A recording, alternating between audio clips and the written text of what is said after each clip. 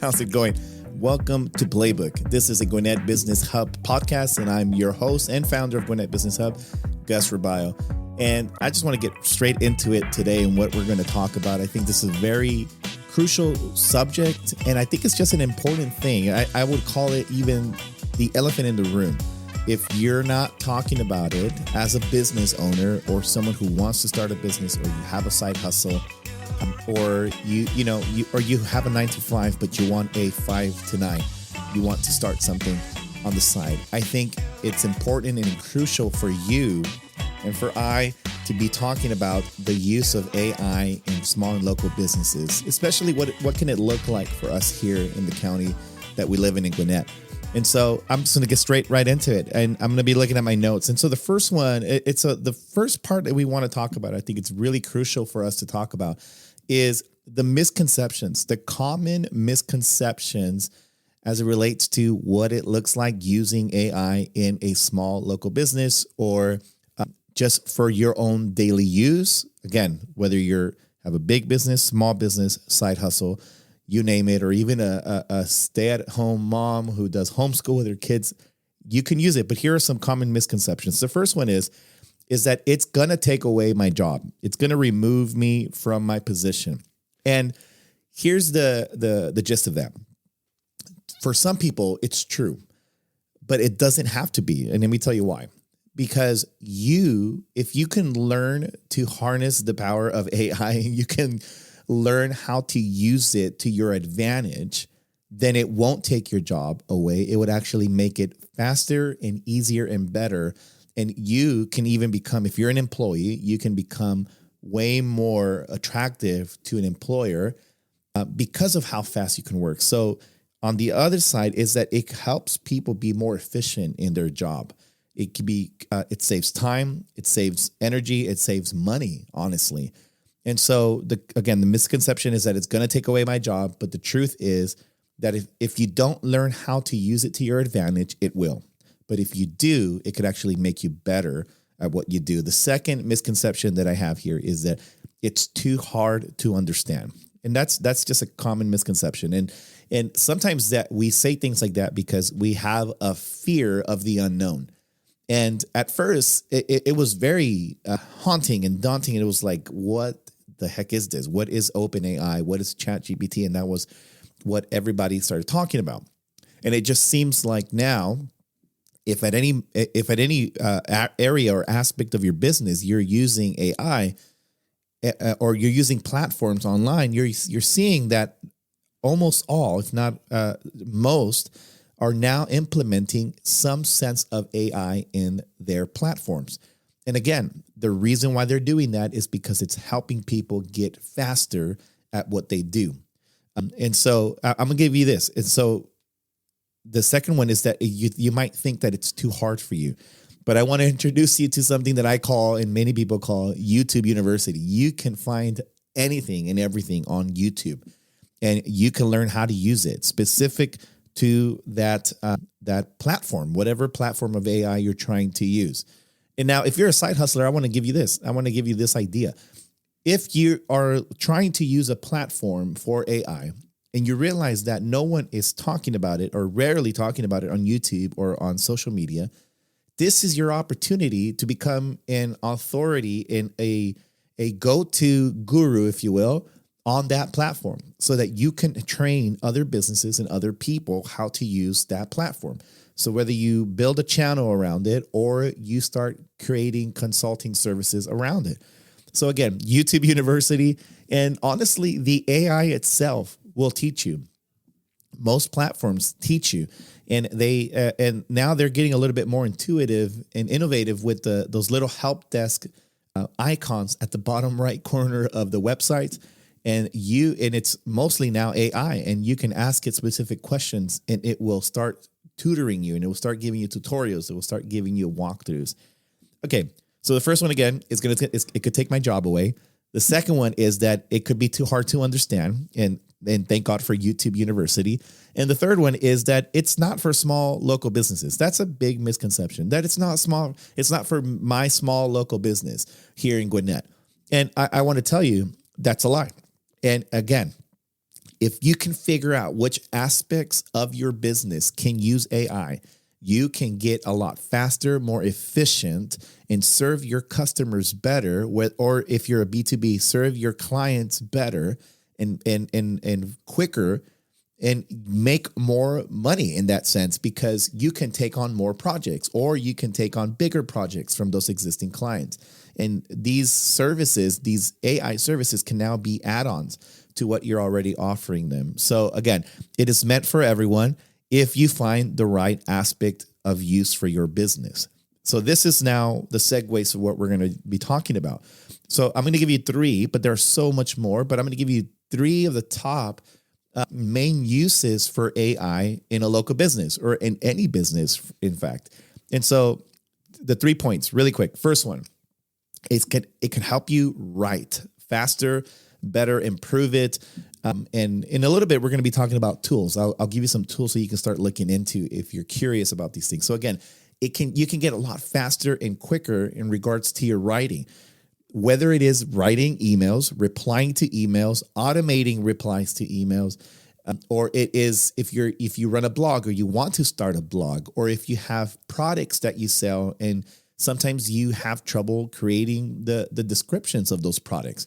Honestly, what you can do is submit the photo to AI or ChatGPT, for example, and ask it to give you a description. And sometimes you can tell it, hey, ask me questions about this so you can help me write the best description ever.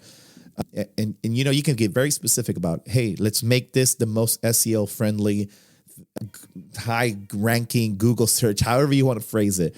And you can tell it to help you write it, and it will do that for you. The second main point, the second types of AI is that for content creation, it could help you create content faster, cleaner, better. There's so many uses for that. Adobe has in Adobe Premiere, if you're in video or you have a video production department, there is AI editing tools now to make the editing faster and quicker and more efficient, and cut out those pauses. You know what I'm talking about. If you watch videos or you record videos, you want those things done and quicker. There's even things like Descript. Again, we'll get into tools in a bit, but content creation. This is going to be really interesting. So I have one that I submitted about 10 photos of myself, different clothing, different hairstyles, whatever. And I trained the AI. It's simple. It's just a button that says train AI. And an hour later, it was trained in being able to create photos and content of me because of what it learned, or the faces that it got, in the photos that it got, sorry. And now I can ask it, hey, put me in this setting, in this city, or in this type of clothing, and it can create it for me. And it was very interesting and crazy to see. And again, if you want to know about that, please let me know in the comments, and I would love to talk more about that with you guys. And the third one, again, so the first one is writing, content creation. There's so many ways to do it, but I spoke very briefly about video, photos. You could even create websites now with AI. Just tell it what you want, and it will create the whole website for you. And that's another business in itself. You can create websites faster, cheaper, and take on more clients for people. And the third one, again, is ads and lead gen. This is very crucial. If you are a service business and you can offer these things, why not? If you can make it faster and better and quicker, and create better and faster ads and more ads, and quite frankly, I'm testing one right now that I'm going to mention in the tools section of this podcast. And then there's also lead gen. Things that you can do to create opt-ins, downloads, things that would make it you can create incentives for people to sign up for your email, and you can create these things, and it's just better. It's so much faster for you to be able to do that. If lead generation is a huge part of your business, in inbound marketing and all those things are crucial for your business, this is what you want to be looking into. And so I'm going to get into the last part of this, of what we're talking about today. Again, we're talking about the use of AI in a local business, especially as we're thinking about our businesses here in Gwinnett County in Georgia. And so now I'm going to get into what I find really exciting is talking specifically about the tools that you could possibly use. And the one that is most obvious that people just heard of from the beginning, and it's the one that put AI on the market, so to speak, and it was what opened the door for everybody else, is OpenAI, is ChatGPT. You can download it on your phone, and it's so cool now that you can speak to it, and it will speak back to you, and it gives you all the information that you're looking for.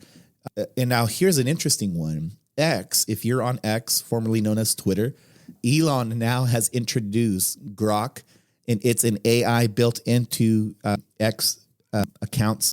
So the difference between ChatGPT and Grok, main difference among several other ones, but the main difference is that it can give you real-time information. ChatGPT, depending on if you're paying for a plan or not, it can't give you real-time information from the last hour or even 24 hours sometimes. And Grok can give you real-time information. Another one that I use, again, these are the ones that I'm talking about in regards to writing. It's OpenAI, which is ChatGPT, Grok. The next one that I use is Voila, and then another one is Pismo. These are ones that I personally use every single day. For various reasons, and I'm hopping on all four of them as it relates to the things I need to write, things I need to improve, and so on. And the next ones are the content creation ones. I have 3 here written. The one that I was talking about that I use to manage all my images on my computer and to manage every type of asset, media asset, on my computer and my drive is called Media Place. And that's also where I did the training for the AI that started creating photos of me in different settings, in different environments. OpenAI has one called Dolly. You can look into that. And I'm just going to give you this basic one, but it's not so basic in the sense that everybody is using it and people are leaving Adobe because this is making it easier. It's Canva, and you've probably already used it. There's an alternative to Canva, and it's called Vista Create, but Canva has already introduced AI in many of the aspects of its platform, whether you're building a website on Canva or you are wanting to create a specific logo or you're wanting to automate social media posts and create bulk amounts. You can do that now with Canva.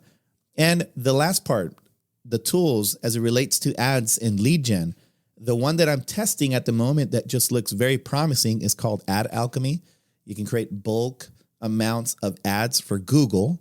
And then the other one, which I recently found about a month ago, and it has been a life changer for me as it relates to lead generation and creating these webinar presentation tiles, and as well as these downloads that people can get as incentives for opting into emails. And it's called Typeset. And so you can look into those, Ad Alchemy and Typeset. So again, so you can make the most of AI for your local business if you can pause and think about all the aspects and the areas or departments, if you will, of your business. Then you can decide, okay, what areas can we get more efficient in? Again, this will be very helpful, especially if you're a person or if you have somebody on your team who's very into metrics and you're seeing, hey, we're very slow at this area. Are there tools? And more than likely, there are going to be AI tools that can help you in those very specific areas. Again, if you have any specific questions about, if you have any specific questions about your business, your industry, and you're wondering, hey, is there a very specific platform for this? Please shoot me an email. I would gladly love to have a talk with you, or whether it be through email or we can have a Zoom call. I would love to help you in any way that I can. My email is hello@gwinnetbusinesshub.com. And from there, we can hop on a call if you need to and see how I can help you and point you in the right direction. But again, do not be afraid of it. It can help you get quicker. It can help make your business here in Gwinnett faster, better. And if you're even if you're a brick and mortar, you can actually find ways to make it more national or even international as it relates to selling or offering your services. And so again, thank you for joining Playbook. I'm your host, Gus Rubio. And again, this is part of Gwinnett Business Hub podcast. And you can visit us and find out more at GwinnettBusinessHub.com. See you on the next one.